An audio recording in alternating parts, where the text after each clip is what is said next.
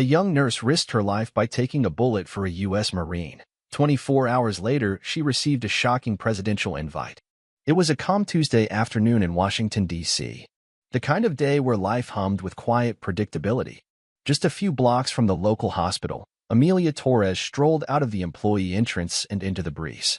She stretched her arms and sighed. A break. Finally.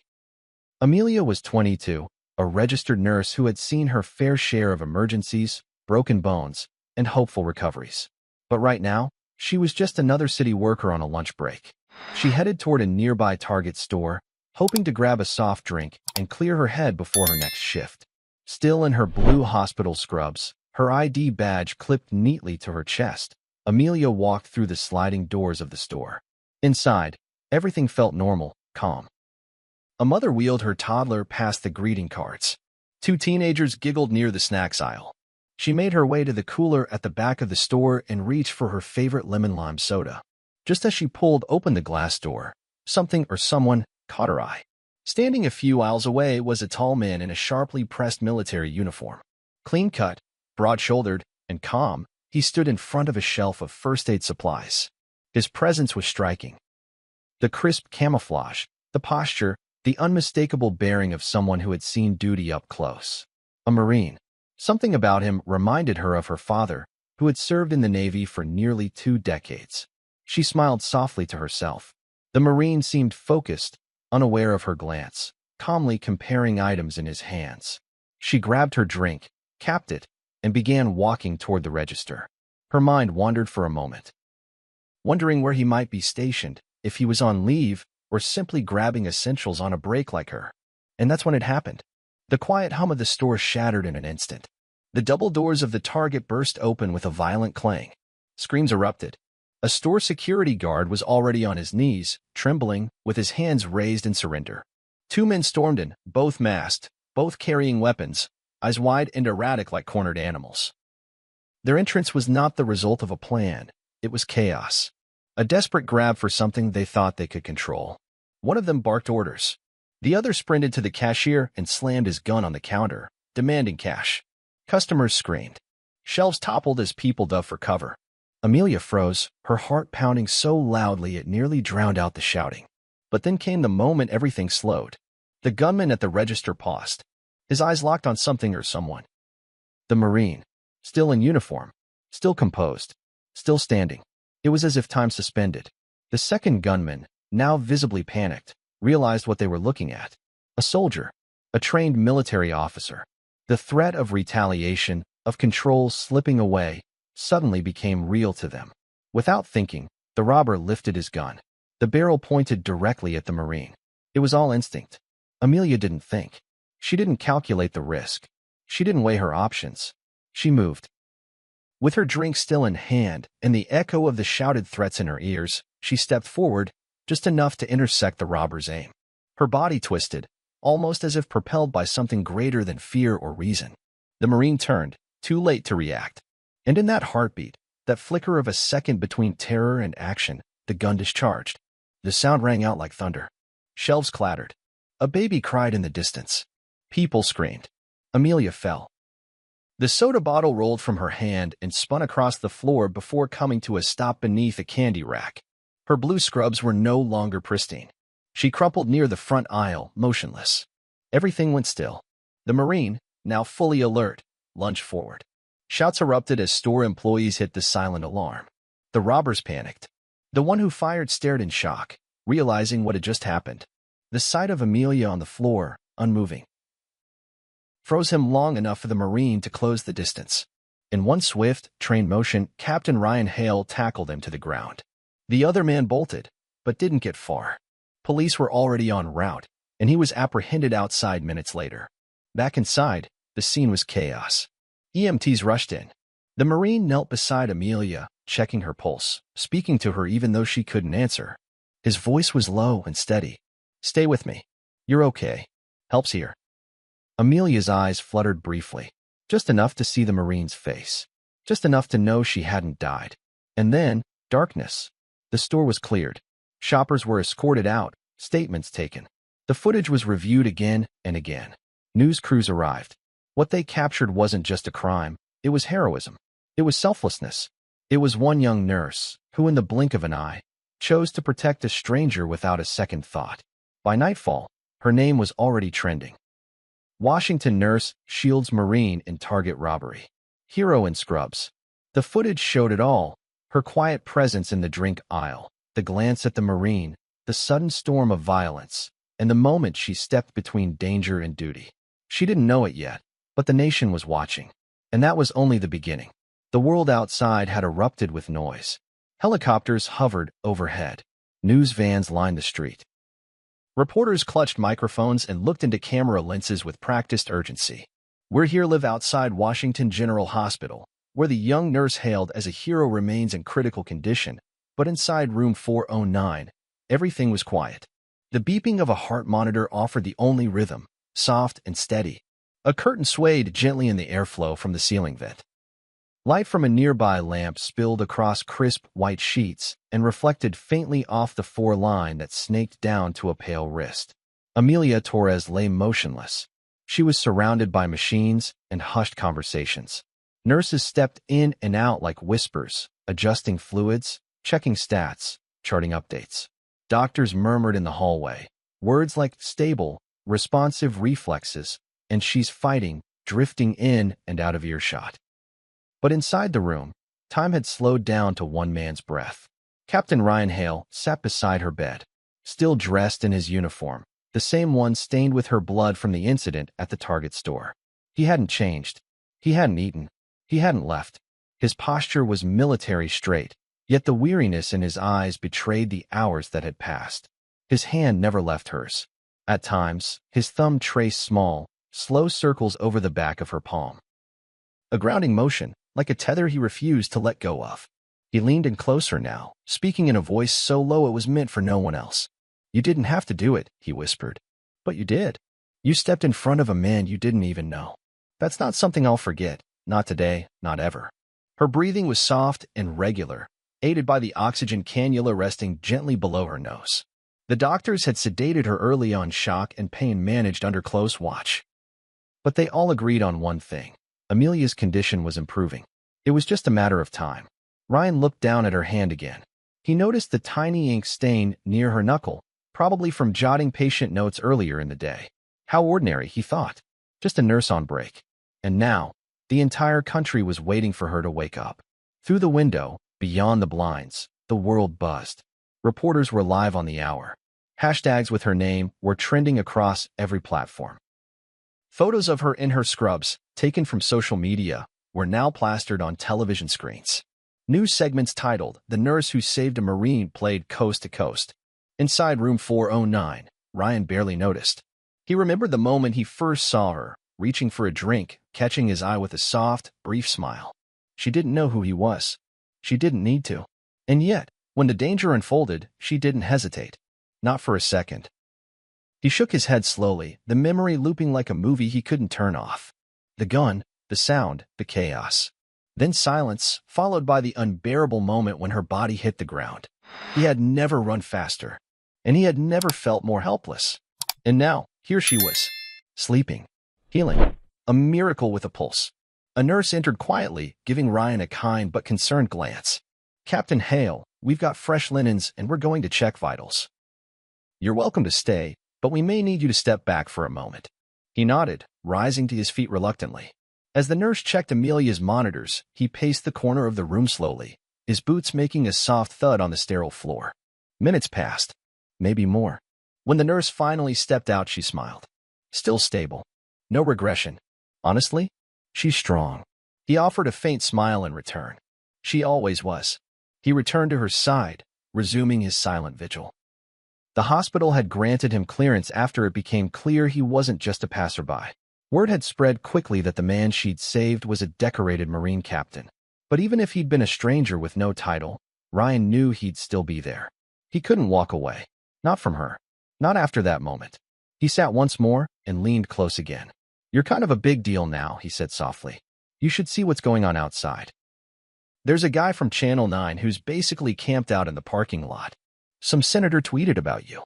And I think," he chuckled lightly, "I think someone made a fan page." He paused, eyes searching her face.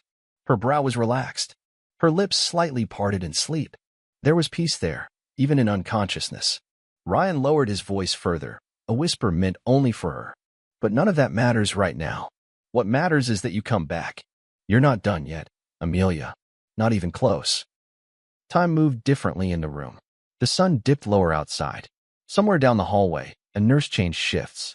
A code was called 3 floors up, but room 409 stayed still, quiet, suspended. And then, without warning, her fingers twitched. Ryan's breath caught. He leaned in, unsure if he had imagined it. But then it happened again. Her hand, faintly, subtly, moved against his. Amelia? His voice was steady but urgent now. Hey, Amelia. Her eyelids fluttered. Machines beeped a little faster. The heart monitor kept rhythm, slightly quicker now. Her head shifted just a fraction. Come on. That's it, he whispered, heart pounding. You're okay. You're here. Her eyes opened, just slightly, blinking against the soft light of the room. Confused. Groggy. But alive. She stared for a moment, her vision still focusing. The blur of a uniform. The warmth of a hand in hers. And then Captain Hale's face softened. His voice cracked. You're back, he said gently, smiling for the first time in hours. Tears welled in his eyes, but he didn't let them fall. Instead, he squeezed her hand a little tighter. Amelia blinked again, this time more aware. Her lips moved, no sound yet, but the recognition was there. Doctors rushed in as the vitals surged. Nurses called for updates. The hallway outside erupted with motion, but inside the room, only one thing mattered. She had opened her eyes. And the world, watching closely, suddenly breathed again. Outside the quiet hospital room where Amelia Torres lay recovering, the world had erupted into a storm of headlines, camera flashes, and live updates. What had begun as a routine break on a calm Tuesday had now morphed into a national story, one that every television, tablet, and talk show was eager to tell. Within hours of the incident, law enforcement across Washington, D.C. mobilized like clockwork. The surveillance footage from the Target store had captured everything in crisp clarity: 2 masked men storming the entrance, guns raised, customers diving to the floor. Then came the moment that stopped hearts nationwide. A young nurse in hospital scrubs lunging forward to shield a Marine, and the deafening gunshot that followed. It was irrefutable, and it ignited something across the country. The footage spread like wildfire. News anchors replayed the video on a loop, each frame analyzed with urgency. Watch closely, they'd say, voices tight with emotion. This is the exact second Amelia stepped between the Marine and the barrel of a loaded weapon. Panelists used words like instinctual bravery, pure sacrifice, and American courage. Overnight, Amelia Torres had become a household name. Meanwhile, police officers combed the streets with a single mission: find the 2 men responsible. Tips poured in. A store clerk from a nearby gas station reported 2 frantic men buying energy drinks and bandages late at night. Surveillance footage from the area confirmed it. It was them. A taxi driver later reported dropping off 2 jumpy passengers at a rundown motel just 20 minutes from downtown. By noon the next day, a SWAT team surrounded the building. Room 14, dusty and dimly lit, was the last place the robbers would breathe free air. The door was kicked in. There was no dramatic standoff. No shots fired. Just 2 men, overwhelmed by a crime they hadn't expected to go viral, thrown face down on a cheap motel carpet and arrested on the spot. Across Washington, relief spread like a breeze through the city. Justice was swift and public. Back at the hospital, Amelia remained the quiet center of a hurricane. Though still recovering, she had been moved to a private suite, away from the media frenzy now permanently stationed outside the hospital gates. Balloons and cards poured in by the dozens. Children from a local elementary school mailed drawings of Nurse Amelia, standing in front of an American flag, her arms outstretched like a shield. And every few hours, someone new knocked on the door of her room with something to give: cookies, thank you notes, flowers, even a hand-sewn quilt made by a group of veterans. But it wasn't the gifts that overwhelmed her. It was the magnitude. Her nurse wheeled in a television one afternoon, and that's when she saw it. Her own face splashed across the news. She blinked in disbelief, her hand pausing over the tray of hospital food. On the screen, reporters were broadcasting live from the steps of the hospital, narrating every development like it was breaking news. Amelia Torres, a 26-year-old nurse, is being called a national hero after throwing herself in front of a Marine during a robbery gone wrong in D.C. yesterday afternoon. Her eyes widened as the screen cut to video clips of her in action. Security camera footage slowed down, zoomed in, narrated over like she was part of a documentary. She turned to the nurse standing beside her. "That's me," she said softly, almost unsure of the words. "That's actually me." The nurse smiled gently. "Yes, and the world's watching, sweetheart." On morning shows, hosts wiped away tears. On social media, hashtags like #HeroInScrubs, #AmeliaStrong, and #RealAmericanHero trended for 48 hours straight. One popular tweet read, "She didn't have a weapon. She didn't have training. She had a heart. And she acted. That's what heroes look like." Late that evening, a formal statement came from the White House. The President of the United States recognizes the extraordinary bravery of Nurse Amelia Torres. Her actions represent the highest ideals of courage and sacrifice. "We extend our deepest gratitude and unwavering support during her recovery. The nation stands with her." Amelia stared at the words on the television screen, not knowing whether to cry or laugh or cover her face. The president, the actual president, had said her name. She wasn't looking for recognition when she stepped forward. She wasn't thinking about medals or headlines. She wasn't thinking at all, just doing what felt right in that frozen moment when life held its breath. But now, the entire country was breathing again, and they were all saying her name with reverence. The hospital issued a statement of its own, praising her not just as a brave civilian, but as a nurse with a long-standing record of compassion and professionalism. Former patients called in to share stories. One elderly woman recounted how Amelia had stayed with her past her shift just to help her comb her hair and ease her into bed. Another told how Amelia had sat with his young daughter and sung lullabies during a painful round of treatment. She wasn't just a hero in a single moment. She had always been one. Captain Ryan Hale, who still visited her daily, was asked to appear on several news outlets. In every interview, he said the same thing. She didn't save a Marine that day. She saved a life. A human life. And she did it without blinking. Inside room 312, Amelia held a remote in one hand, flicking through the channels as one news anchor after another told her story. Each one added a new layer to the narrative. A former military nurse called her a symbol of national resilience. A veterans organization pledged to honor her at their next national convention. Even the mayor of Washington, D.C. declared a citywide day in her name. But none of that felt real. What did feel real were the letters. Dozens of them, stacked neatly on her bedside table. Letters from children who wanted to be nurses. From young girls who said she was brave. From strangers who said they cried watching the footage. From soldiers who had served in war zones, confessing how her courage reminded them of their own loved ones back home. Amelia didn't know what to say. She hadn't expected any of this. She just remembered the man in the uniform, the way her heart stopped when the gun was raised, and the silence that followed the shot. Now, that silence had been replaced by a chorus of voices thanking her, celebrating her, honoring her. Justice had been served. But more importantly, something in the heart of the country had stirred. And it had started with her.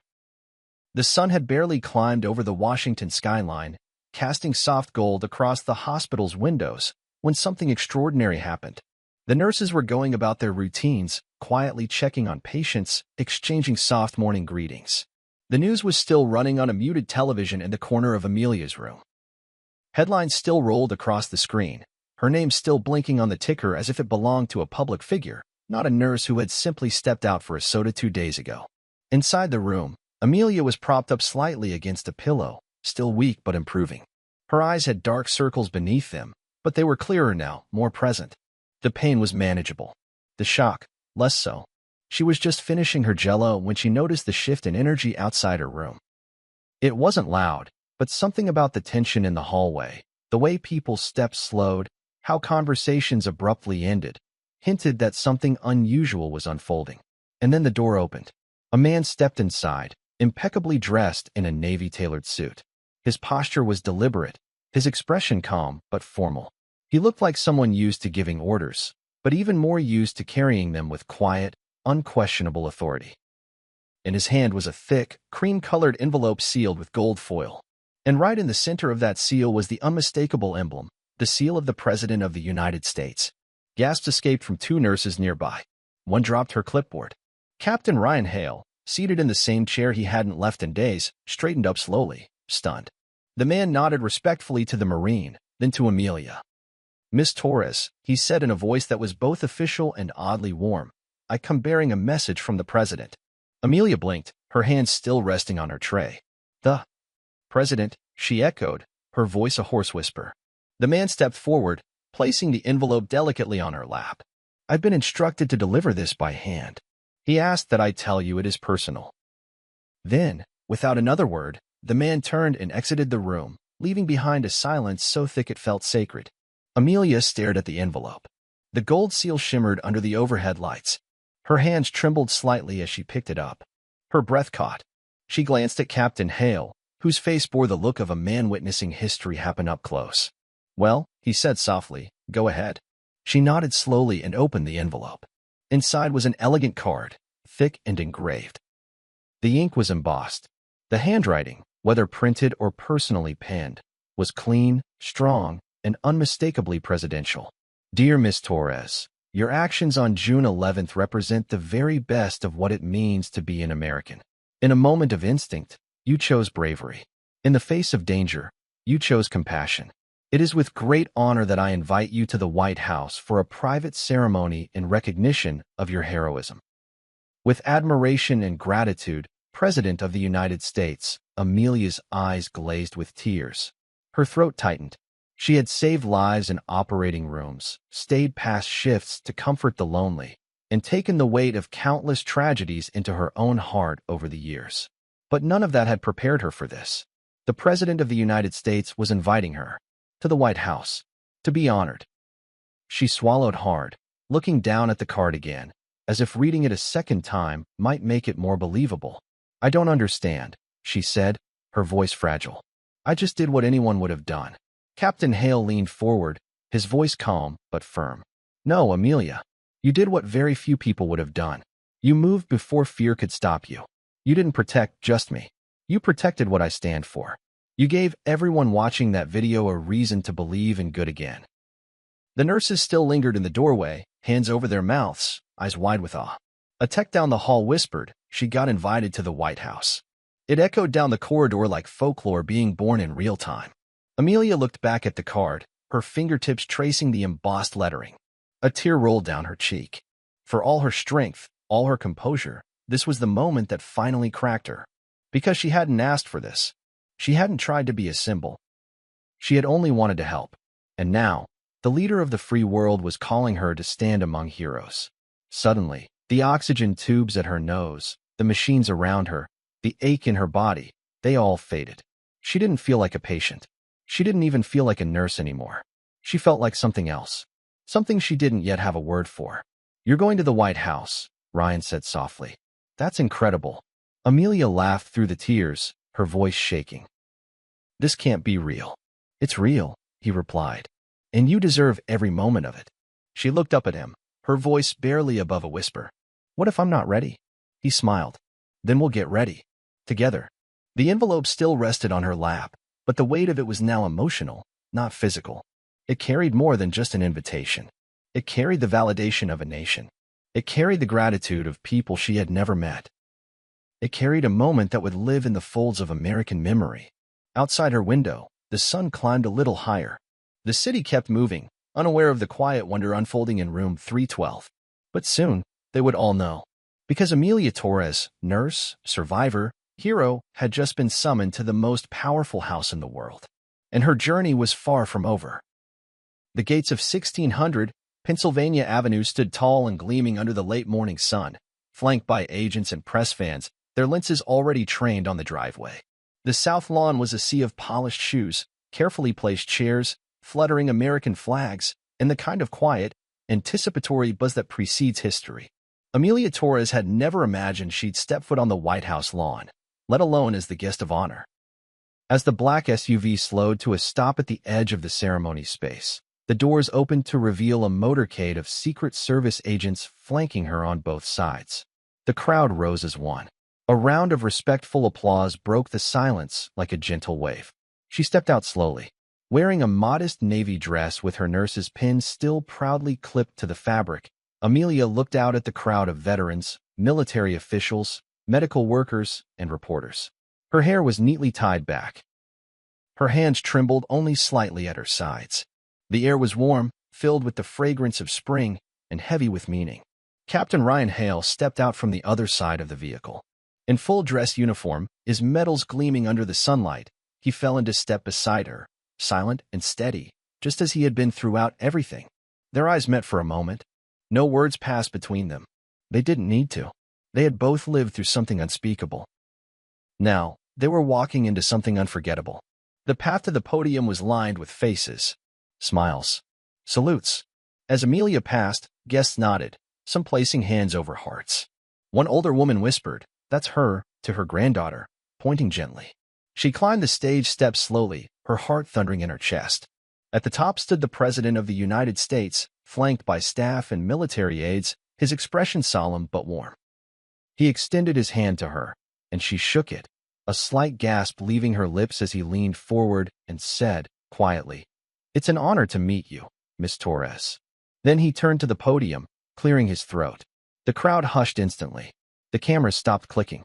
"My fellow Americans," the President began, his voice strong and clear. "Today we gather not just in admiration of an individual's bravery, but to recognize something rare and profoundly human. An act of pure selflessness in a moment that demanded courage without calculation." He paused, letting the silence stretch, his gaze moving over the crowd before returning to Amelia. Miss Amelia Torres, a nurse from Washington, D.C., walked into a Target store for a soft drink. She left that store with a nation's gratitude. In the span of a heartbeat, she made a choice that most of us only hope we'd be brave enough to make. She saw danger aimed at another human being. And she stepped forward, not back. The crowd listened in breathless silence. Tears welled in many eyes. She didn't do it for a title. She didn't do it for glory. She did it because it was right. And that, my friends, is the definition of heroism. Then, with a nod, a military aide stepped forward holding a small, velvet case. The President turned back to Amelia. She stood tall, tears already threatening to spill. "It is my distinct privilege," he said, "to award the Presidential Medal of Freedom to Nurse Amelia Torres." A flash of golden ribbon. A gleaming medallion lifted gently from its case. As he placed it around her neck, the crowd erupted in applause. A standing ovation swept the lawn like wildfire. Camera shutters exploded in rapid rhythm. Reporters captured every angle. Veterans saluted. Nurses wiped their eyes. Amelia bowed her head slightly, her fingers brushing against the cool weight of the medal. She exhaled deeply, trying to remain composed. But the tears came anyway, soft, steady, and unashamed. The President placed a hand on her shoulder and leaned close once more. "We're not done yet." She looked up, blinking through tears.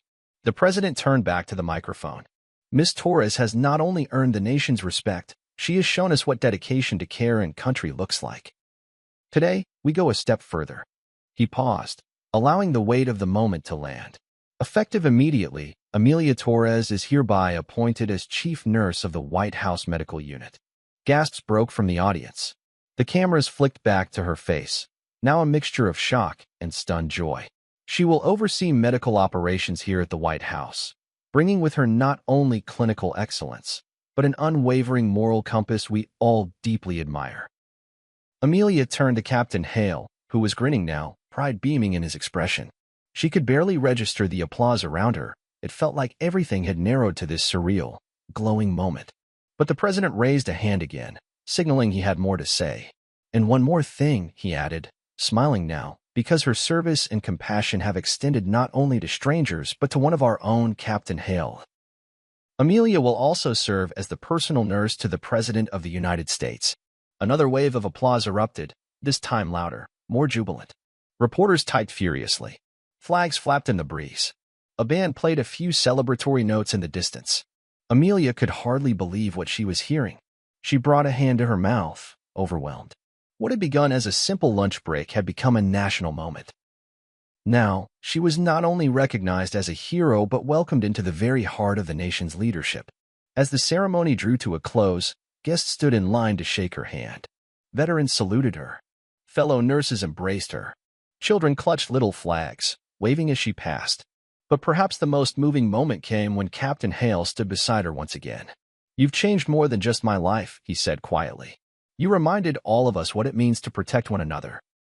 She smiled, her voice a whisper. "I was just doing what felt right." He looked out across the crowd, then back at her. "And that," he said, "is exactly why the country needed to see you do it."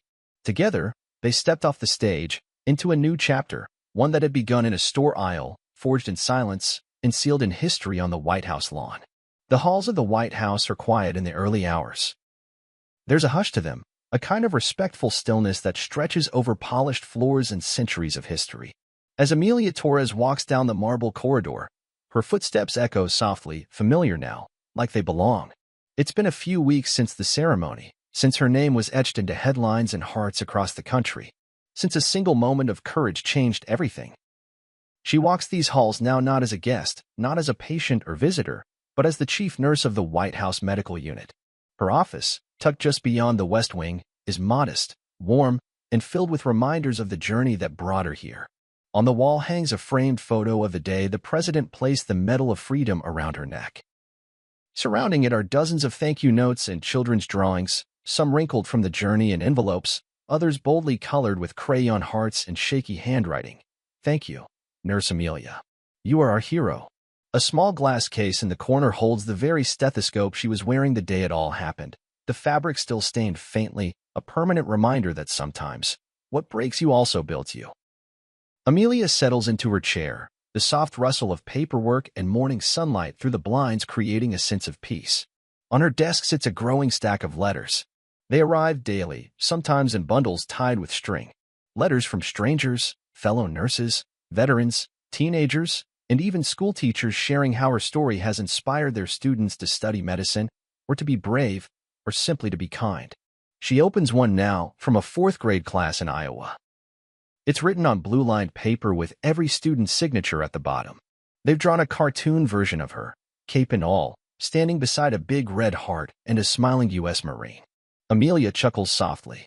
Then she presses the letter to her chest for a moment, overwhelmed not by pride, but by humility. She never asked for any of this. And yet, it found her anyway. A soft knock taps at her door. "Come in," she calls, turning in her chair. The door creaks open and in steps Captain Ryan Hale, his presence as steady and composed as ever. He's not in uniform today, just a simple shirt and slacks, but the way he carries himself never changes. His visits are frequent now, less formal and more familiar. There's a quiet friendship between them, forged not in long conversations, but in glances, silence, and the weight of a shared moment they both survived.